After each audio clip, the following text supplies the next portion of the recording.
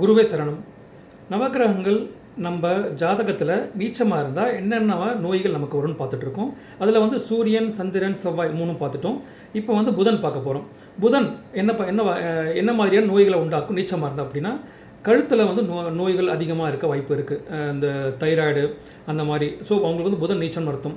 கெட்ட வசனம், ஃபில்த்தி லாங்குவேஜ் பேசுகிறது, மனம் வந்து கலங்கிட்டே இருக்கிறது, மூக்கில் வந்து இந்த மூக்கில் நோய் வர்றது, அப்புறம் பித்த நோய் இருக்கிறது, சிலேத்துமம், அப்புறம் பாதத்தில் நோய் வர்றது, தோல் நோய் வர்றது, கெட்ட கெட்ட கனவுகள் வந்துகிட்டே இருக்கிறது, அப்புறம் வந்து மனசு வந்து இப்போ ஒரு மாதிரி ஷேக் ஆகிட்டே இருக்கிறது, அப்புறம் வந்து அவங்க இருக்கிற இடம் வந்து அந்த பூமி வந்து பிளந்து போகிற மாதிரி இருக்கும்.